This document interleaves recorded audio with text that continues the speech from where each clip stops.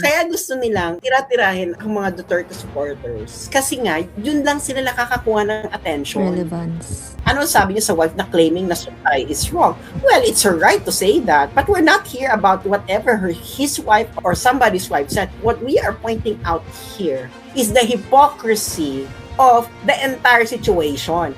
Ang dali ipaintindi sa mga DDS yung analogy ni Bong Suntay. Gawa kayo ng fake account, kunin nyo yung picture ng mga anak nilang babae, misis nila or nanay nila, babuyin nyo ang pagkatao by saying masarap silang pagjakulan. Magpalabas ka ng screen sa cellphone mo habang sila ang wallpaper para kunwari naputukan mo na rin sa muka. Sabihin niyo rin bawal kayong kasuhan dahil ang sabi ni Suntay hindi tinatanggap ng korte ang imagination lang. After several minutes magbubura na sila ng comments, mahihimasmasan sila sa katangahan nila. Tried and tested sa dami account na ginawa ko. Ganito kabastos tong si Kenneth Quinto na to. Verified account in Facebook who is actually telling everyone to do a crime. Yes. Itong Kenneth Quinto Actually, na to, natatanong ka na fan ni Lovely Granada, Na mukhang hindi kasi tilapia. yun nakinig doon sa sinabi ni Suntay. Gagawin mo pa sa wallpaper mo, kunwari pagjajakulan mo, kunwari naputukan mo sa muka, overt act na yan, tanga. At kailangan, Hindi niya syempre kailangan mo i-record dahil nga anong magiging point nun, hindi ba? Tapos yung kukunin mo yung litrato, babuyin nyo ang pagkatao. So parang, Bex, hindi naman binaboy ni Suntay yung pagkatao ni Ann. Ang sinabi niya, sexy si Ann. So mapagnanasaan talaga, gano'n naman talagang image ni Ann eh. Napagnanasaan mo siya. Oo. Ano ba image ni Ann? Ang image ba ni Ann ay nagpo-promote siya ng Bible study? Ganun ba? Ganyan ba yung eksena niya? Ang image ba niya is nagpo-promote siya ng no sex before marriage? Ganyan ba? Hindi. May ganyang image. Halimbawa si Sarah Geronimo. Ganyan talagang image ni Sarah Geronimo. Pa-virgin talagang image si Sarah Geronimo. Kaya hindi ginagamit si Sarah Geronimo bilang example. Di ba? Hindi talaga siya ginagamit kasi nga hindi naman yun ang image niya. Ang image niya, magaling siya kumanta. May talent kasi talaga siya. Totoong talent. No, kaya hindi kailangan maghubad-hubad ni Sarah Geronimo because Sarah Geronimo has real talent. Kaya di kailangan maghubad. Itong ginagawa nitong fake account na to, malamang si Kenneth Quinto rin to. Kasi nakinig siya kay Kenneth Quinto itong account na to, itong Jaja na to.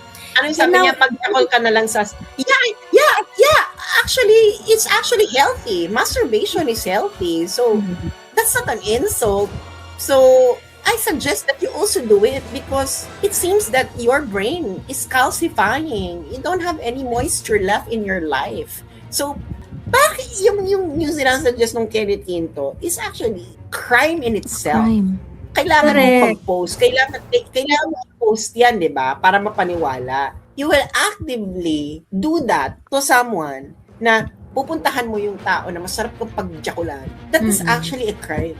May ano ka dito, may call to action ka dito, ganito ang gawin ninyo, ganito. Nagtatawag ka at sabihin mo doon sa mga tao na gumawa ng specific action. Diba? There is already an overt act here. Okay? Yeah, exactly. Oo. Yeah, exactly. And the context itong kay Kenneth is really to commit a crime. Correct. Pakitip naman sa akin kung merong nakakakilala dito kay Kenneth Quinto. At ang dami nitong pwedeng criminal offenses. Isa na dyan yung i-record mo yung sarili mo na nagpapalabas, ganyan. Syempre, kailangan mo pakita na nagpalabas ka para talagang may impact. Kasi kasabi mo, magpalabas ka sa screen, sa screen cellphone mo habang sila ang wallpaper. Ibig sabihin, you actually would like them to record the activity itself. Otherwise, paano malalaman ng target mo na ganun nga ang ginagawa mo? Hindi ba? So, ibig sabihin, you are inciting them to actually record a pornographic material and post it on Facebook. And that is actually a crime in the Philippines. To actually record yourself. Tapos, women's rights lang pag sa side nila. But then, here they are calling for yung mga anak, so minor. So, wala na tayong line na hindi i-cross. Ganun na tayo basta hindi ninyo ka same parlor. Magpalabas ka ng screen cellphone na habang sila ang wallpaper. These are private people, ha? Hindi naman, wala sa show business tong mga to. Yeah. They do not sell fancy and desire of men. Okay? Exactly. At ang nakakaloka pa, wala pa siyang disclaimer na kunin niyo yung picture ng mga anak nilang babae na 18 and above. So, ibig sabihin, correct! Kasi yung misis, okay, 18 and above. nanay 18 and above. Tapos, mga anak nilang babae. So, paano kung yung anak nilang babae ay 12? Bakla, that is Correct. already child abuse. And then, kiddie corn. Kiddie corn na nakabang gusto niyang gawin. So, can you imagine? Your brain is really interesting, Kenneth, no? So, your solution to the problem is to actually, for people to commit an actual crime. By the way, Kenneth Quinto has 57,000 followers. Anong gagawin natin dito? DOJ, NBI? Kaya gusto nilang tira-tirahin ang mga Duterte supporters. Kasi nga, yun lang sila nakakakuha ng attention. Relevance. Kasi nga, wala namang, hindi sila binibigyan ng attention ng mga tao, yung mga taong ka-align nila ng politika. Kasi nga, sa online, yung kabila, yung mga camping thought leaders, that is a carefully curated set of people na, ito ang ating team, ganyan. Doon lang magsisirculate yan. Kaya kita mo, di ba, walang mga lumalabas na, walang nagsusulputang yung mga tipo, ay, nakakaloka. Itong Duterte supporter na content creator na nakakaloka, milyon-milyon na mga nanonood sa kanya. Na hindi mo alam, kasi nga, these are organic. May nagsabi ng ganyan eh. Hindi ko na papangalanan kung sino. Isa siyang PR. May pinayuhan siya na anong gagawin para ma-counter yung Duterte support sa social media. Sinabihan siya, point lang. Mahirap kasi the Duterte supporters on social media are organic. Alam nila yan sa kanila. If you talk to PR people, they are actually honest kasi they have to be honest kasi you cannot craft a strategy. Yes. You have to set the expectations of your client eh. Yeah, if you're not honest. Hindi ba? Kaya nga ngayon, di ba ang ginagawa nila? Nagre-recruit sila ng may marami ng followers na hindi naman originally political content, flip-floppers. Kung sino-sino pang mga Excel. Sino-sino na hindi sila original political content creator. Kaso nga, mahirap yun kasi hindi naman sila pinalo because of their political views but because of entertainment purposes, ganyan. So, parang you cannot convert your followers into believing your political views kung hindi naman because of your political views. That's why they follow you. Mahirap yung ganong conversion. You cannot convert. That's inconvertible. Diba? Kaya ka nga sumikat as entertainer because you're cross-cutting. Wala kang kinikilingang politika. Parang gusto mo na magpasay ng tao regardless kung sinong tao yan. Pero once you limit yourself already to a particular clientele, to a particular audience, and gusto mo magpatawa, hindi ka ganyan kasisikat.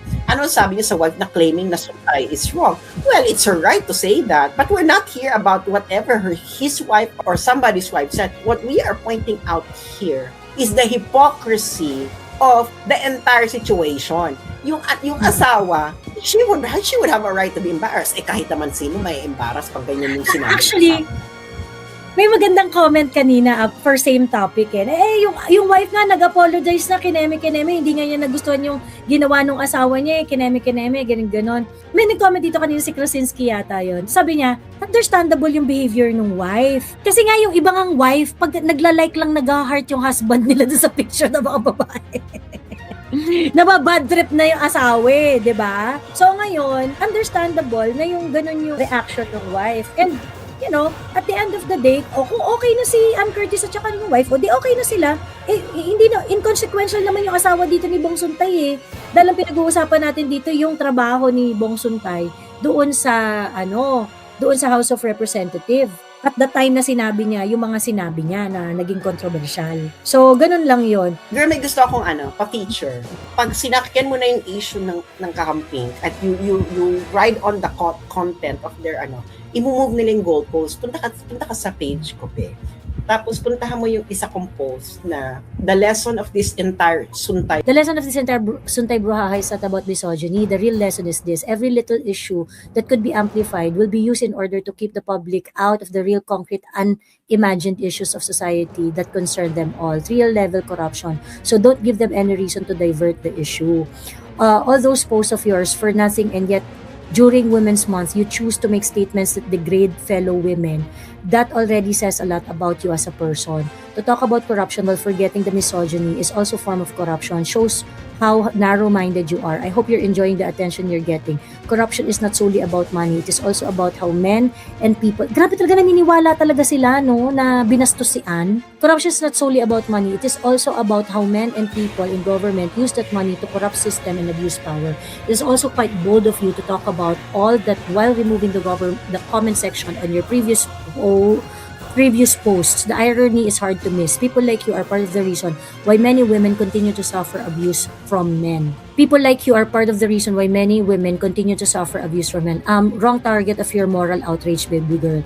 The entertainment industry sells sex. Ann Curtis is willing participant in that industry. She profited from misogyny. Between the entertainment industry and me, babe, I am not the one who profit from using women to actually arouse men. I'm not the one who kept on feeding the public of images of women as desperate kabit that you have to post in sexually provocative way in calendars for men. So if you think it is people like me who is part of the reason why women continue to suffer abuse from men, maybe you first target the most influential source of information to the masses, mainstream media. Well, context is not just about how big the impact is. Moral outrage is not the only issue. Ito yung ito yung moving the goalpost na sinasabi mo.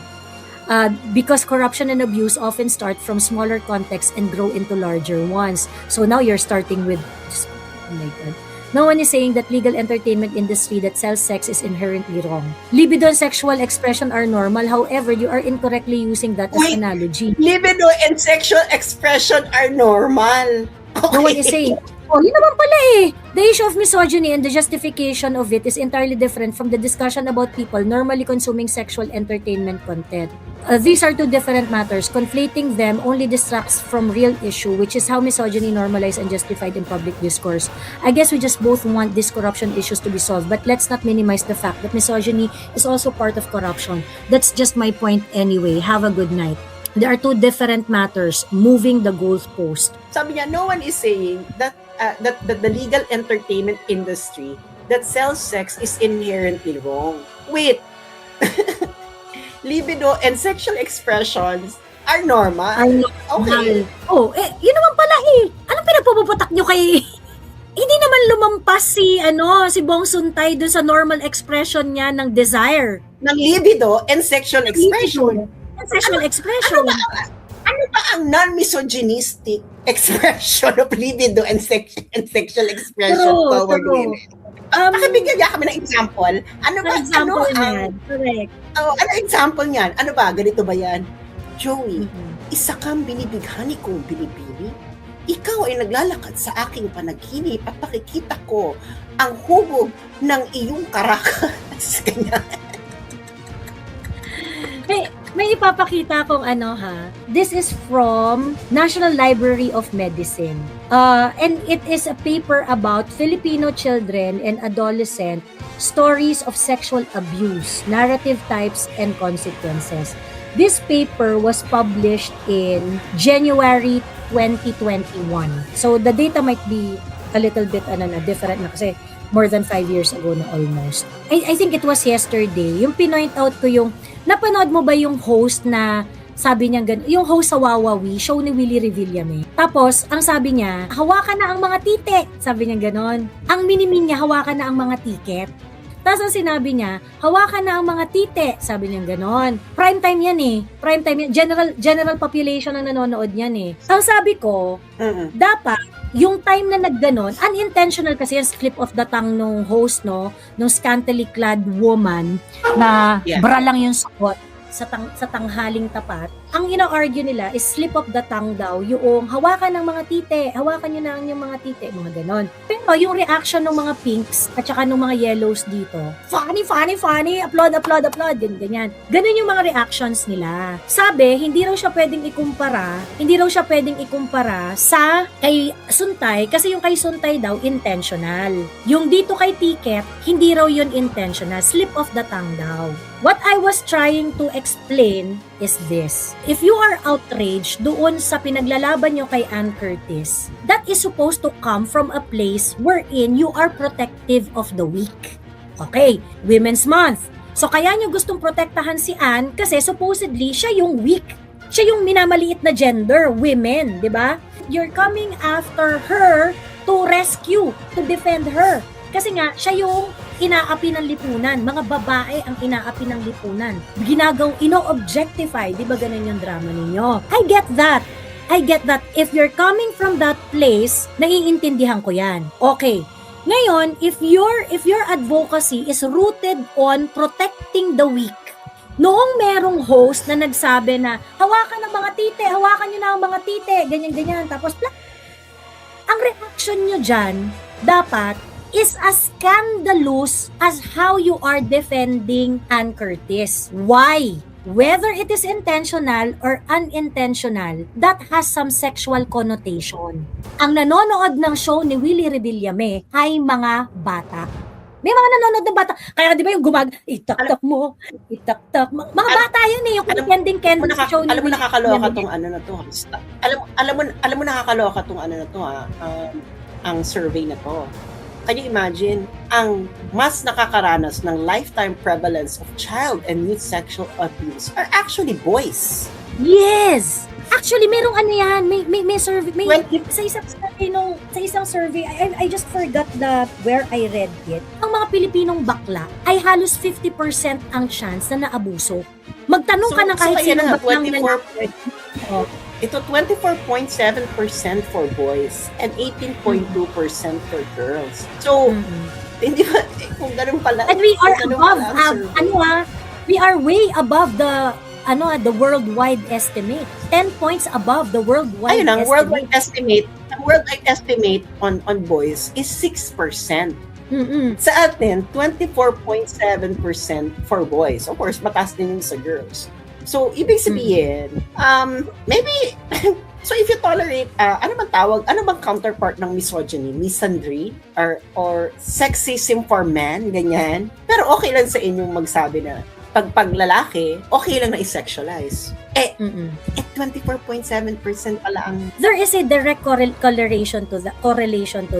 Yung reaction ng mga adult sa mga sexual stuff is actually the one that is driving yung mga sexual assault sa mga bata. Kunwari, punta ulit ako dun sa example. Hawakan ng mga ticket, hawakan ng mga tite, ganyan-ganyan. Ngayon, yung mga adults, nagtawanan, ina talaga nitong host na to, ano ba naman yan? Ba't naman ganyan yung ano yan? Inemirot. And they were not calling about protecting the young children. Yung mga bata na ina-abuse, kaya sila naaabuso, kaya napakadaling target ng mga bata is because they cannot say no. They do not know, innocent yung mga yan eh. Innocent yung mga yan. Okay? Ngayon, pagka kunwari, may mga sexual stuff na ganyan na pinapalabas sa TV at pagkatapos ay hawakan ng tite, ay nakakatawa pala yun. Funny pala yun. So ngayon, itong si baby boy, pupuntahan ni tito niya, sige nga pakita nga natin ng titi mo, hawakan natin. Ganyan, at ginawa na ni ano. Ngayon, syempre si baby boy couldn't say no. Bakit ako magno-no? Hindi naman sila nagagalit. In fact, sa TV nga, natatawa sila pagkahawakan daw ng tito yung nababanggit eh. Your nonchalance dun sa mga bagay na yon, you do not know that you are becoming an agent of molestation. Kaya nga 'di ba merong education na sinasabi dun sa mga parents na you have to talk to your kids, sabihin niyo sa mga anak ninyo, bawal to, bawal lang hawakan ng ganto mo, ang kipay mo, bawal lang ano, ganyan. Pag sinabi mo, no, si mami lang ang hahawak niyan, kineme. And then you're going to allow mainstream media to say, tapos parang hindi, error lang yun, slip of the tongue, hindi naman yun intentional. The intention doesn't matter. Your reaction is the one that matters here.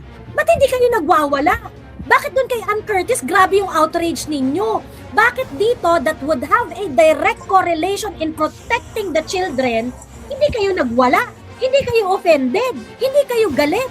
Ngayon, kahit anong sabihin ninyo, whether intentional yung ginawa nung host na yon, I do not know, no? Pero sa akin, kung masi-slip of the tongue ka, pagkatapos talaga titi talaga yung slip of the tongue mo, it's either sinadya nyo yan, or bastos lang talaga yung babae. Ginagawa siguro ng babae yun araw-araw. Baka sinadya nyo talagang gawin yon para umingay yung show ninyo, or yun yung ginagawa ng babae araw-araw. You have one job, you are a host. Tapos yun talaga sasabihin mo sa primetime, hawakan ng mga tite. Tapos, ang reaction nitong mga moral-moral na ito, who are actually to the rescue sa dangal ni Ann Curtis, but you're not doing the same to save the children who are also being attacked here. Diba? O hindi nyo naisip? Hindi nyo naisip kasi hindi nyo naman talaga wala naman talaga kayong pakialam sa weak. at walang mga kalaban-laban. Wala naman talaga kayong pakialam sa mga naaabuso eh. If you are talking about inequality, abuse, sexual assault, and things like that, you should know these things. Alam nyo dapat ang data dito sa Pilipinas, and that is the reason why Inday Sara actually asked for 400 million pesos na confidential fund because we want to know where the abuse is coming. Saan nanggagaling yung pang-aabuso sa pagiging nonchalant din ng mga adults? Nandun yan. Ayun na nga, nakakaloka yung study Oo.